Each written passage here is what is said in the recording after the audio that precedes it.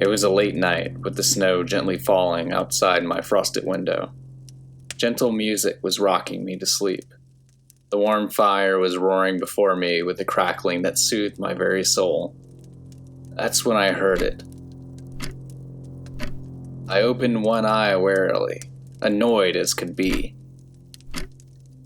I rolled out of bed, knowing I could not sleep with this annoying noise assaulting my ears.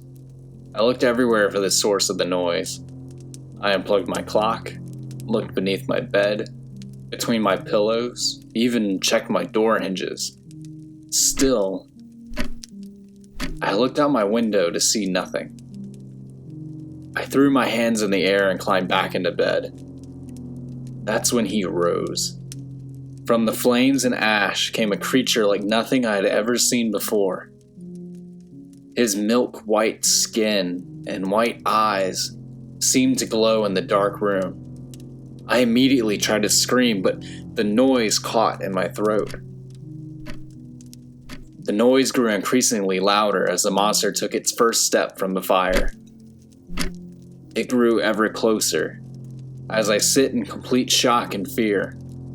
It took another shaky step, legs trembling. But something was more off than the creature itself. Every step it took was more certain, stronger than the last.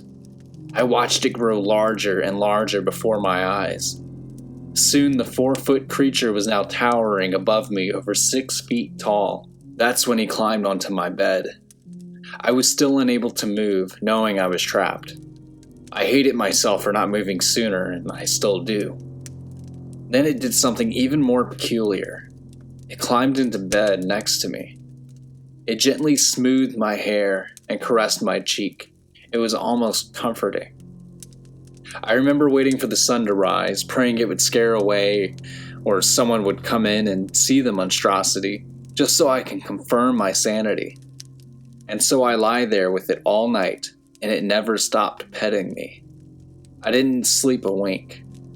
Then, in the early hours of the day, back into the dying flames it returned. The next day, I refused to start my fire. I was more scared than I had ever been. But I had not told a soul, praying it had been some sort of fever dream. The night slowly began to take over day, much to my dismay. Then, as the first twinkling stars appeared in the night sky, a small fire started within the mantle. And it appeared once more. Fear once again seized my body, making me frozen. But there was another feeling there, a feeling of longing. The 6-foot tall creature, now with long, ragged fingernails, climbed into my bed. It never said anything or made a noise. It just gently played with my hair. I fell asleep this night. And so this pattern continued for months. The only difference being that it grew more features and inches each time it appeared. By month 5, I was amazed it could fit into my room. It now had red pupils, bloodshot eyes, long jagged nails, small broken teeth, and large cuts across its body. I was distraught when it appeared to me like this.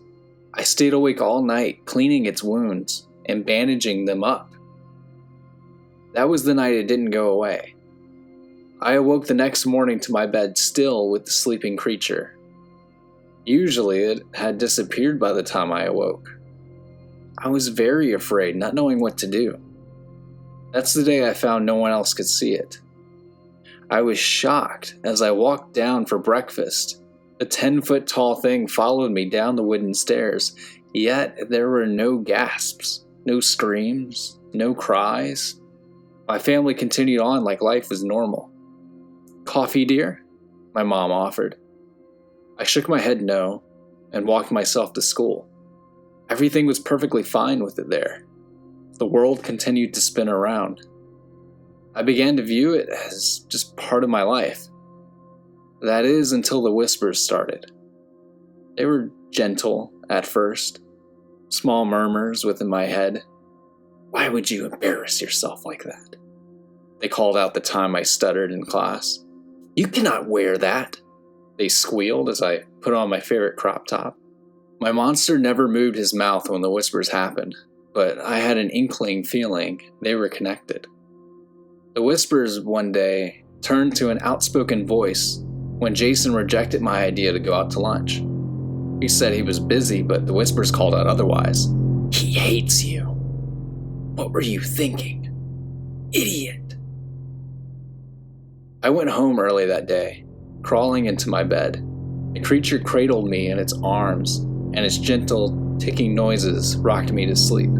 That was about a year ago. It's over 12 feet tall now, and still growing. My whispers have grown to screams. I hope you can understand. They only want what's best for me. That's what they tell me. I've fallen in love with my creature. I would do anything for it. On the nights when the screams were the worst, to the point of me slamming my head on walls, begging God himself to forgive me for whatever I've done to hurt him, it soothed me. To the night I downed a bottle and a half of wine, it put me to bed. To the day I first drew blood, it bandaged me like I did to it so many months ago. But that's all in the past now. It has handed me the rope. For the first time, it speaks. It sounds like my mother's voice, like when she used to sing me songs when I couldn't sleep. In its gentle voice, it says, "Let go." And now I have.